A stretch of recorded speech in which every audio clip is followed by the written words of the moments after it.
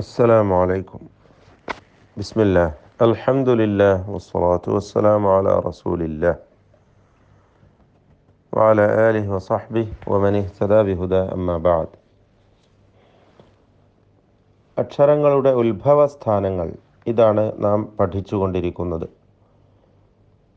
അൽ മഖാരിജുൽ ആമ്മ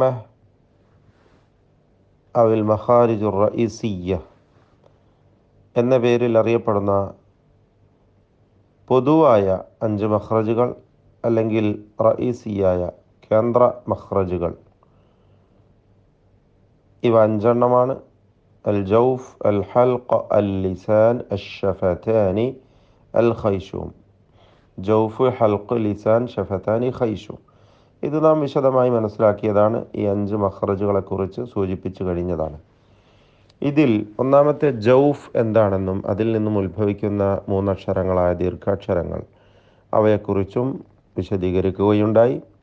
രണ്ടാമത്തെ റഈസിയായ മഖ്റജായ ഹൽഖ് അഥവാ തൊണ്ട, ഇതിൽ നിന്ന് അഖ്സൽ ഹൽഖ് എന്ന മറ്റൊരു മഖ്റജ് അഥവാ ഹൽഖിൽ നിന്ന് 3 മറ്റ് മഖ്റജുകളുണ്ട്. അതിലെ അഖ്സൽ ഹൽഖ്, തൊണ്ടയുടെ അങ്ങേയറ്റം, അതിൽ നിന്നും ഉത്ഭവിക്കുന്ന 2 അക്ഷരങ്ങളായ ഹംസ, ഹ, അ, ഹ എന്നീ ശബ്ദങ്ങൾ, അക്ഷരങ്ങൾ, ഇവയെക്കുറിച്ച് നാം മനസ്സിലാക്കുകയുണ്ടായി. ഇനി നമുക്ക് വസതുൽ ഹൽഖ്, രണ്ടാമത്തെ മഖ്റജായ തൊണ്ടയുടെ മധ്യം എന്ന മഖ്റജ്, ഈ ഉത്ഭവസ്ഥാനത്തിൽ നിന്നുമാണ് ഐൻ, ഹ എന്നീ 2 അക്ഷരങ്ങൾ ഉച്ചരിക്കപ്പെടുന്നത്. വസതുൽ ഹൽഖ് എന്ന ഉത്ഭവസ്ഥാനത്തിൽ നിന്നാണ്, തൊണ്ടയുടെ മധ്യം എന്ന മഖ്റജിൽ നിന്നാണ് ഐനും ഹഉം ഉച്ചരിക്കപ്പെടുന്നത്. ഐൻ നാം സൂചിപ്പിച്ചു കഴിഞ്ഞു.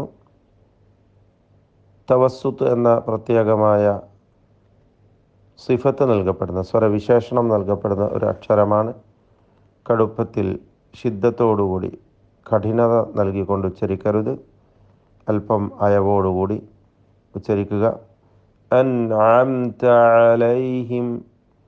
അതുപോലെ അക്ഷരത്തിന് സുക്കൂൻ നൽകിയാൽ അതിൻ്റെ മഖ്റജ് ശരിയായ വിധത്തിൽ മനസ്സിലാക്കുവാനും ഉച്ചാരണം പരിശീലിക്കുവാനും സാധ്യമാണ്. നാം സൂചിപ്പിച്ചു.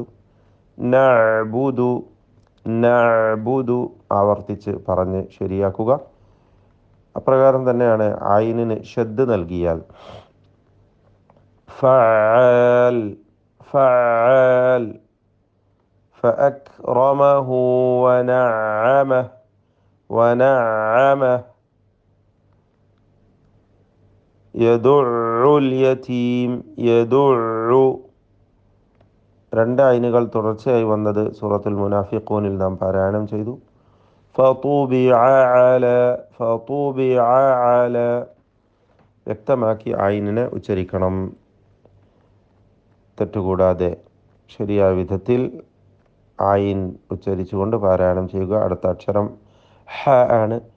ഹഉം ഹ പോലെയോ ഹ പോലെയോ ഒന്നും ആയി പോവാതെ ശരിയായ വിധത്തിൽ ഉച്ചരിക്കുക. തൊണ്ടയുടെ മധ്യം തന്നെ അതിൻ്റെയും മഖ്റജ്.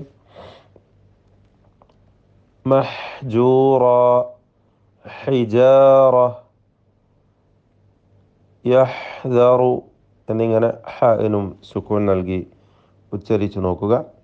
ആവർത്തിച്ച് പറഞ്ഞ് ഈ 2 ഹർഫുകളും ശരിയായ വിധത്തിൽ ഉച്ചരിക്കുവാൻ പരിശീലിക്കണം